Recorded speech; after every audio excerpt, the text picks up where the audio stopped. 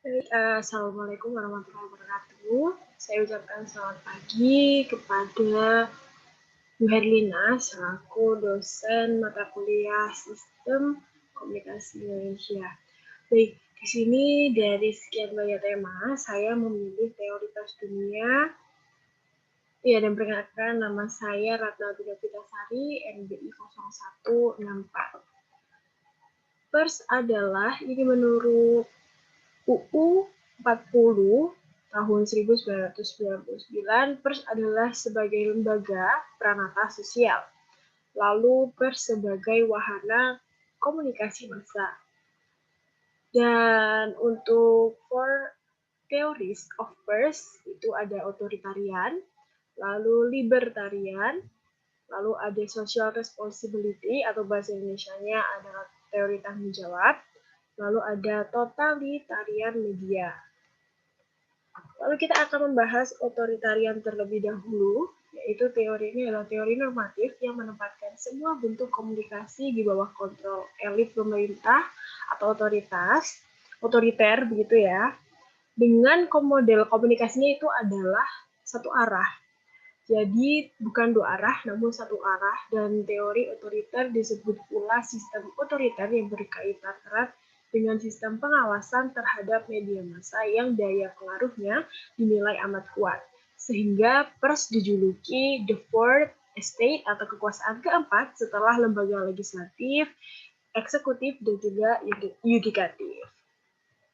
Dan menurut Fred S. Siebert sendiri, ini menyatakan bahwa hubungan antara media massa dengan masyarakat ditentukan oleh asumsi filsafati yang mendasar tentang manusia dan negara. Nah, itu seperti yang pertama adalah sifatnya dari manusia, masyarakat, dan hubungan antara manusia dengan negara. Dan yang terakhir adalah masalah filsafati yang mendasar, sifat pengetahuan dan juga sifat kebenaran. Lalu jika kita berbicara tentang kelebihan dan kekurangannya, yaitu yang kelebihan pertama adalah konflik dalam masyarakat cenderung berkurang karena adanya pengawasan hal-hal yang dianggap dapat mengguncangkan masyarakat. Karena kan ini kan sistemnya otoriter dan harus otoriter pokoknya di bawah pemerintah begitu dan mudah membentuk penyeragaman atau integritas dan konsensus yang diharapkan pada negara yang memerlukan kestabilan. Lalu jika kita berbicara mengenai kekurangannya, adanya penekanan terhadap keinginan untuk bebas mengemukakan pandangan atau pendapat. Lalu mudah terjadi pemberedelan penerbitan media yang cenderung menghancurkan suasana kerja dan lapangan penghasilan yang telah mapan. Lalu tertutupnya kesempatan untuk berkreasi karena kan terlalu diawasi dan tidak boleh semena-mena untuk mengumumkan suatu berita. Jadi tidak ada kebebasan dalam teori otoritarian atau otoriter ini. Lalu kita masuk ke libertarian, di mana kaum libertarian ini berpendapat bahwa sifat alami individu untuk mencari kebenaran itu mendapatkan kehidupan pribadi dan sosial yang lebih baik gitu. Dan pencarian kebenaran ini harus diwujudkan melalui kebebasan berpendapat karena di sebelumnya tidak memiliki kebebasan berpendapat karena selalu diawasi oleh negara. Dan ini juga berdebat mengenai truth itu sendiri atau kebenaran itu sendiri melalui proses self-writing. Dan juga pers dalam negara yang menganut paham libertarianisme ini harus menjadi mitra dalam upaya pencarian kebenaran dan bukan sebagai alat pemerintah karena jika pada teori pertama itu media adalah alat pemerintah agar tidak ada yang bisa menjelek-jelekan pemerintah, tidak ada yang bisa mengkritik pemerintah. Namun di libertarian ini kita bisa mencari kebenaran yang sebenarnya ditutup-tutupi dengan cara kebohongan oleh pemerintah. Dan pers sendiri dituntut untuk mengawasi pemerintah. Jadi bukan seperti teori yang sebelumnya di mana pemerintah yang mengawasi pers, namun pada teori kali ini perslah yang mengawasi pemerintah, mengkritik pemerintah. Dan lahirlah istilah pers sebagai fourth estate yang tadi sudah Nana jelaskan, sudah saya jelaskan di depan. Dan oleh karenanya itu pers itu harus bebas dari pengaruh dan juga kendali pemerintah agar bisa dengan bebas mengungkapkan pendapatnya. Lalu jika kita berbicara mengenai kelebihan dan kekurangan, kelebihan yang pertama adalah karena bebas, tentunya kita atau media juga memiliki kebebasan. Lalu menghindari kontrol pemerintah terhadap media, di mana sebelumnya media sangat sekali dikontrol, benar-benar dikontrol oleh pemerintah.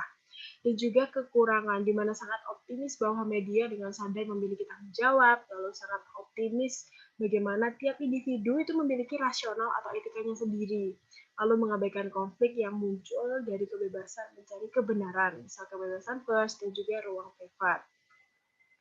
Teori-teori kebenaran ini sebenarnya bisa kita ambil contoh mungkin dari kasus kematian salah satu mahasiswa yang terjadi di Korea Selatan, di mana di sana ditutup-tutupi kebenarannya oleh pihak polisi, dan di sana persnya itu sangat kritis sekali dan terus berusaha mencari kebenaran demi kebenaran, dan pada akhirnya terjadilah kerusuhan seperti mungkin bisa dibilang seperti di Indonesia pada tahun 98. Dan juga kita masuk ke teori yang ketiga, di mana ini adalah teori tanggung jawab atau social responsibility theory. Dan ini adalah muncul di abad ke-20 sebagai bentuk protes terhadap kebebasan mutlak dari libertarian yang mengakibatkan kemerosotan moral rakyat. Karena pemikiran utama dari teori ini ialah bahwa kebebasan dan kewajiban berlangsung secara beriringan. Dan pers yang menikmati kedudukan dalam pemerintah yang demokratis berkewajiban untuk bertanggung jawab kepada masyarakat dalam melaksanakan fungsi-fungsi tertentu yang hakiki.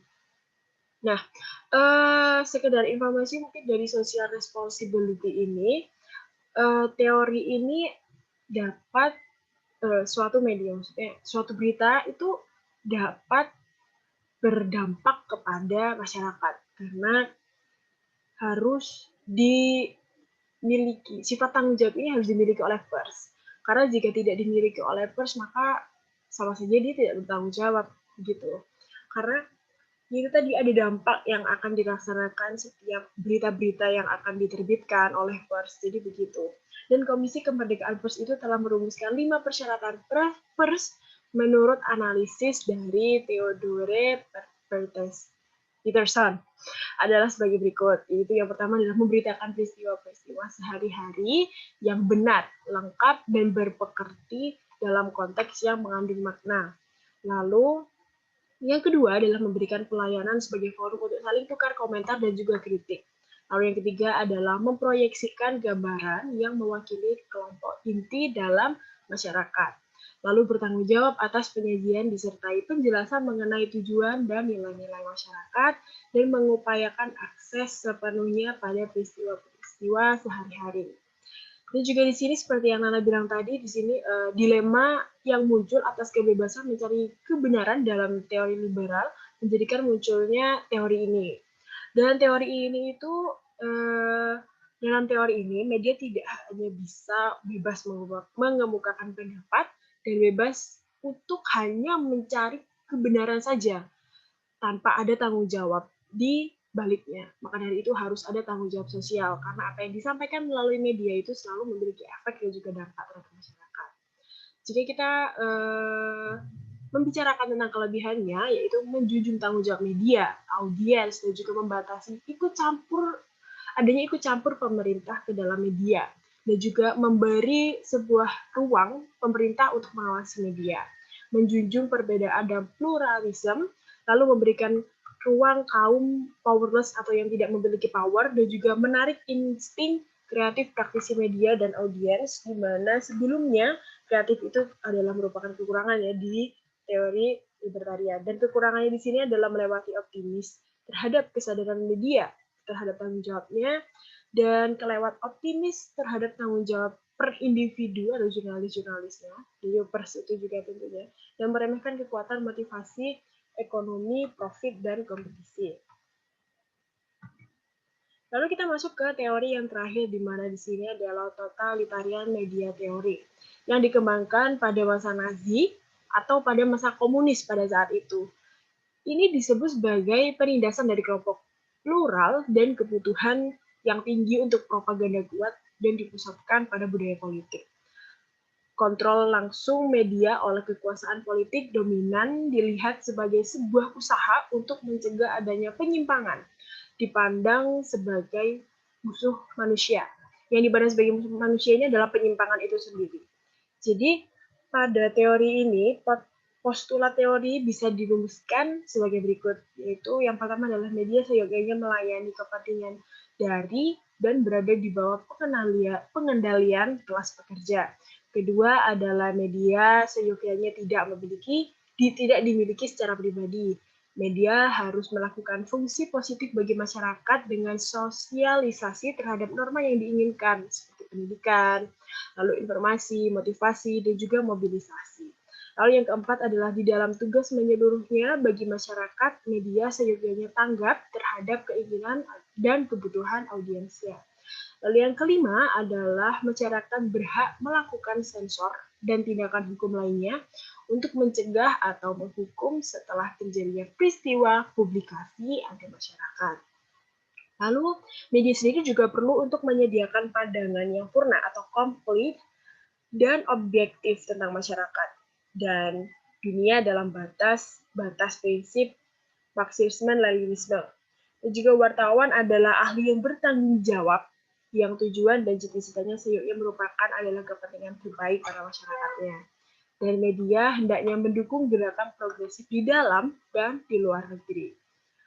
Baik, terima kasih. Saya mohon maaf jika ada salah-salah kata yang mungkin menyinggung, dan tentunya saya mohon maaf jika ada kekurangan atau mungkin ada beberapa materi atau mungkin beberapa pengetahuan yang saya kurang masukkan di sini. Namun, lebih dari itu, saya juga mengucapkan terima kasih. Wassalamualaikum warahmatullahi wabarakatuh.